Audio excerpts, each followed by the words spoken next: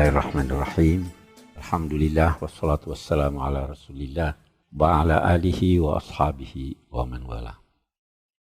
Bapak-bapak, ibu-ibu, saudara-saudara sekalian, Assalamualaikum warahmatullahi wabarakatuh. Seperti halnya di banyak masyarakat muslim, itu pemuda-pemudanya khususnya bingung. Ini Islam yang mana toh yang kita mau anut ini. Sehingga mereka mengusulkan yang dibicarakan itu pemikiran umat Islam masa lalu dan masa kini. Bagaimana ini pemikiran umat? Karena mereka sedang dihadapkan oleh sekian banyak ide yang mereka nilai sudah tidak relevan dengan kondisi umat Islam dewasa ini. Jadi dia minta saya bicara, judulnya yang dia minta itu pemikiran umat Islam masa lalu dan masa kini. Baik, saya kemukakan begini. Yang pertama dulu, bahwa tajuk ini, tema ini luas sekali. Karena pemikiran umat Islam itu banyak aspeknya. Bisa ada aspek ekonomi, aspek politik, tentu aspek sosial, aspek keagamaan, dan lain-lain sebagainya. Dan saya bukan ahli dalam bidang-bidang tersebut. Paling yang saya bisa bicarakan adalah pemikiran umat Islam masa lalu dan masa kini dari sisi aspek keagamaan. Yang pertama yang kita garis bawahi terlebih dahulu, bahwa kalau kita berkata pemikiran, pikir, itu berkaitan dengan akal. Pemikiran itu berkaitan dengan akal. Orang berkata ilmu itu berkaitan dengan akal, iman itu berkaitan dengan kalbu. Anda bisa beriman walau tidak tahu, bahkan kalau Anda sudah tahu tidak dinamai beriman. Iman itu pembenaran hati terhadap apa yang didengar oleh telinga, itu iman. Oke. Yang pasti bahwa pemikiran dipengaruhi oleh banyak hal. Bisa dipengaruhi oleh budaya. Kita di Indonesia ada pemikiran pernah berkata kita perlu fikih Indonesia yang berbeda dengan fikih orang Arab. Salah satu contohnya misalnya, apakah kita di Indonesia masih harus berkata bahwa wudhu itu sah kalau isi kolamnya kulaten? Kalau di Arab sana wajar karena susah air. Kita di sini bukan cuma berlimpah, banjir kita. Iya kan? Nah, pemikiran ini mendorong perlu ada pemahaman keagamaan berdasar lokasi. Dan memang itu sangat berpengaruh.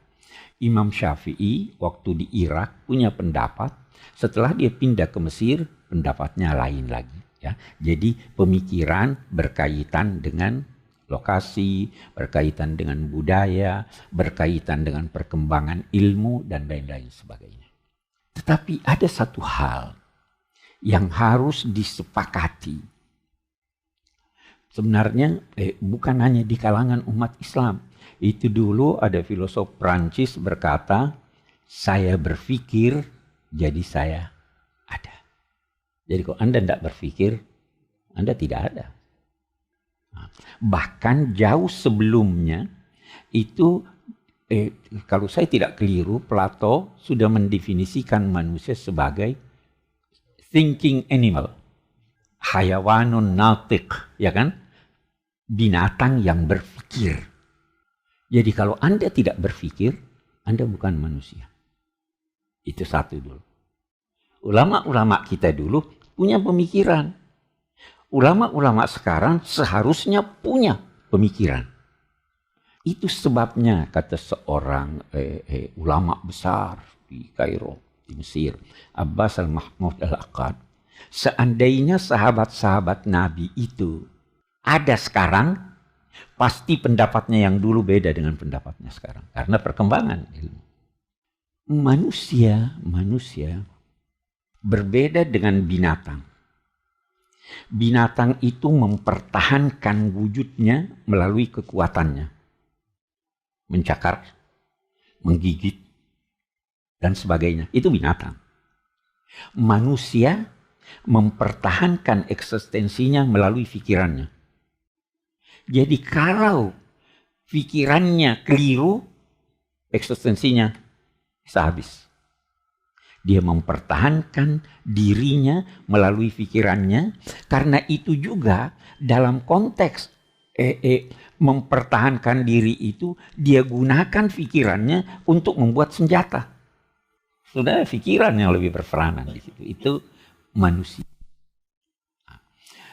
Dikatakan bahwa pikiran yang dimiliki oleh manusia itu mestinya meningkatkan kualitas hidupnya.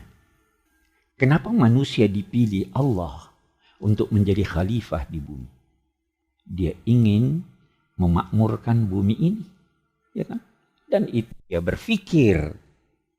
Nah, kalau ada buah pikiran yang tidak mengantar manusia untuk peningkatan kualitas hidupnya, maka pikiran itu tidak wajar dianggap sebagai suatu pemikiran yang baik. Berpikir tapi tidak baik. Itu ada diberi contoh, ada hal yang kita lihat indah. Kita lihat indah, apalagi anak-anak melihatnya indah. Apa itu? Coba ambil busa, tiup. Keluar bola-bola. Boleh menjadi berwarna-warni. Indah kan? Kita aja yang gede ini masih mau main itu. Ada pikiran yang seperti itu. Ada pikiran-pikiran yang orang anggap ini sudah tidak perlu difikirkan lagi. Misalnya, sampai sekarang ada orang yang berkata tidak mungkin manusia sampai ke bulan. Ada enggak itu? Ada. Itu pikiran tidak ini. Saya pernah bertemu dengan satu teman yang berkata begini, kita harus melakukan jihad. Bagus. Apa jihadnya? Itu orang-orang yang pakaiannya tidak teratur di jalan, atau seperti di Saudi Arabia yang jalan tidak salat. Ada kan al-amr bil ma'ruf. Ya. Apa itu masih perlu sekarang atau itu prioritas? Ketika Anda berbincang tentang pakaian, bukankah ada pemikiran yang lain yang perlu kita tonjolkan untuk meningkatkan kualitas manusia? Kenapa kita tidak berpikir bagaimana meningkatkan penghasilan orang-orang miskin? Itu kan lebih ini. Oke, jadi itu pemikiran. Nah, kalau kita kembali kepada masa Rasul, saya ingin masuk pada pemikiran keagamaan. Sahabat-sahabat dulu berpikir, kalau mereka berbeda pendapat, mereka tidak berkelahi. Mereka punya rujukan kembali kepada Nabi. Nabi yang putuskan. Nah, tetapi kita melihat sikap Nabi terhadap perbedaan sahabat-sahabatnya itu sangat bijaksana. Saya mau beri contoh. Nabi mengumpul sahabat-sahabatnya membicarakan, kita apakan ini tawanan perang Badar. Sayyidina Abu Bakar berkata, wahai Nabi, itu kan juga keluarga kita, itu kan juga bangsa kita, itu kan juga ini. Dibebaskan aja, biar mereka bayar tebusan. Tebusannya kita bisa gunakan untuk kepentingan umat Islam. Sayyidina Umar lain. Suruh Ali penggal itu yang dari keluarganya. Saya akan penggal yang dari keluarga saya. Kita bunuh semua mereka. Ini kan beda pendapat. Menggambarkan kepribadian Sayyidina Umar dan Sayyidina Abu Bakar. Nabi berkata begini, hai Abu Bakar ini seperti Nabi Ibrahim. Dia puji. Bagaimana Nabi Ibrahim? Ya Allah, jika engkau siksa mereka, maka mereka adalah hamba-hamba. Kamu memang maha adil. Kalau kamu mengampuni mereka, itu juga wajar. Tapi engkau tahu maha pengampun. Ya toh? Dia tidak salahkan Abu Bakar. Umar, dia tidak salahkan juga. Dia bilang, kamu Umar, seperti Nabi Nuh. Bagaimana Nabi Nuh? Dia berdoa, ya Allah, jangan biarkan seorang kafir pun di permukaan bumi ini. Kalau kamu biarkan, anak cucunya bakal jadi kafir juga. Hancurkan mereka semuanya. Nabi itu semuanya tunduk. Tidak ada yang tersinggung. Karena semua diberi contoh dari Nabi. Begitu sikap Nabi. Pernah Nabi bersabda, ayo itu berangkat kalian ke perkampungan Bani Quraisyah. Jangan ada yang sholat asar kecuali di sana. Berangkatlah. Sudah hampir masuk maghrib. Mereka, bagaimana nih? Kita mau sholat asar. Kata yang satu, tidak. Nabi larang kita sholat asar kecuali di sana. Kalau kita tiba isya, kita sholat asar waktu isya. Yang penting di sana. Yang satu berkata, tidak. Maksud Nabi itu cepet-cepet kita jalan. Bukan. Kalau memang tidak sampai, kita sholat asar di sini. Beda pendapat.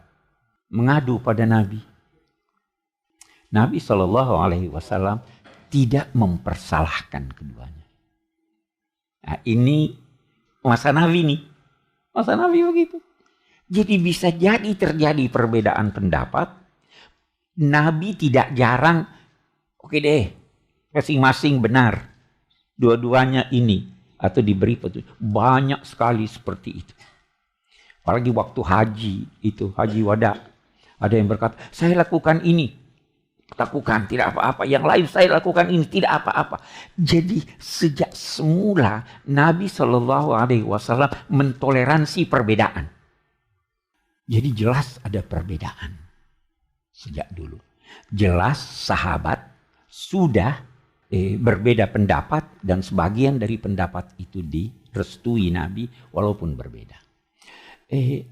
Ada hal lain. Pada masa sahabat Nabi ketika Nabi masih hidup. Apa itu? Saya beri contoh. Ketika dalam perang Badar, Nabi menentukan lokasi. Di sini kita bermarkas. Datang seorang sahabatnya bernama Al-Khubbab bin Al-Munzir. Wahai Nabi, lokasi ini pilihanmu dalam konteks strategi perang, atau lokasi ini ditentukan oleh Tuhan untuk kita pilih. Nabi menjawab, enggak, ini pemikiran saya nih. Ini strategi perang. Al-Khubbab bin Munzir berkata apa? Oh enggak, ada lokasi lebih baik. Kita ke tempat sana. Yang ingin saya garis bawahi bahwa sejak semula pada zaman sahabat mereka itu sudah memilah Nabi. Ada dalam kedudukannya sebagai Rasul, ada kedudukannya sebagai manusia. Kita lihat yang lain. Waktu perjanjian Hudaybiyah. Itu waktu ditulis perjanjian, naskah awal yang diusulkan, yang pertama naskahnya Bismillahirrahmanirrahim. Kata pimpinan kaum muslim, jangan Bismillahirrahmanirrahim. Kita tidak kenal Ar-Rahman. Tulis Bismikallahumma. Tulis Bismikallah. Sayyidina Ali waktu itu yang menulis tidak mau menulis. Nabi mana itu kau punya coret ini. Ini perjanjian antara Muhammad Rasulullah dengan pimpinan Quraisy di Mekah. Kata mereka lagi, jangan tulis Rasulullah. Kalau kamu Rasulullah, kita tidak berperang dengan kamu. Kata Nabi, hapus Muhammad bin Abdillah. Baru isi perjanjian. Isi perjanjian itu antara lain, kalau ada seorang kafir dari Mekah ke Madinah masuk Islam, harus dikembalikan ke Mekah. Tapi kalau ada seorang Islam yang murtad dan kembali ke Mekah, tidak boleh dikembalikan. Ini kan Sayyidina Umar sudah tidak bisa terima. Kenapa kita terima ini perjanjian yang melecehkan kita? Terus kata Nabi apa pada sini? Saya Rasulullah. Tuhan tidak mungkin meninggalkan saya. Begitu diucapkan itu lemas Sayyidina Umar. Sami'na wa ata'na. Jadi ada perbedaan sejak semula ini dilaksanakan oleh beliau sebagai Rasul atau ini adalah pemikiran Rasulullah. Karena ternyata nanti dalam perkembangannya mereka akan melihat bahwa ada hal-hal yang dilakukan Rasul bukan atas tuntunan wahyu. Beliau menyuruh mengawinkan pohon korma. Tidak berhasil. Kalian lebih tahu soal itu, jangan tanya saya. Ya. Itu sebabnya lantas ulama membagi. Ini Rasul bisa menjadi, sosoknya adalah Rasul, sosoknya adalah mufti, sosoknya adalah hakim yang memutuskan perkara, sosoknya adalah sosok manusia yang dipengaruhi oleh budayanya. Sosoknya adalah seorang manusia tetapi sebagai Rasul. Kalau sosoknya sebagai manusia dan sebagai Rasul pribadi, Anda belum tentu bisa contohi dia. Rasul menghimpun 9 orang istri. Boleh enggak kita contoh? Tidak boleh. Itu khusus buat Rasul pribadi. Rasul kalau tidur tidak batal wudhunya. Itu tidak bisa kita contoh. Itu Rasul. Rasul wajib bangun salat malam. Kita tidak harus kita contoh. Tapi kalau dalam kedudukannya sebagai manusia yang punya kaitan dengan budayanya, itu kita bisa berbeda. Budaya kita lain, budaya dia lain. Ya kan? Nah ini jadi sejak dulu sudah ada pemilahan. Setelah Rasul meninggal, sudah tidak ada rujukan. Sejak meninggalnya, perselisihan pertama sudah dipakai pemikiran, ini dikubur di mana Nabi? Ya kan? Ada yang usul bawa ke Baitul Maqdis, itu tempat nabi-nabi. Ada yang bilang kuburkan di tempat kelahirannya di Mekah. Ada satu orang mendengar Nabi bersabda. Nabi-nabi itu dikuburkan di tempat dia meninggal. Tempat dia meninggal luas. Bisa Anda katakan tempatnya di Madinah. Tapi mereka sangat berhati-hati sehingga Nabi dikubur di tempatnya meninggal. Kasurnya diangkat, digali. Itu sudah tempat meninggal. Jadi rujukannya kepada Nabi, tapi kali ini pada hadis-hadisnya yang dianggap. Banyak perselisihan terjadi setelah Nabi wafat. Tetapi perselisihan yang paling punya dampak sampai sekarang adalah perselisihan tentang siapa yang menggantikan Nabi sebagai pemimpin umat. Itu sampai sekarang. Itu yang melahirkan nanti Sunnah dan Syiah.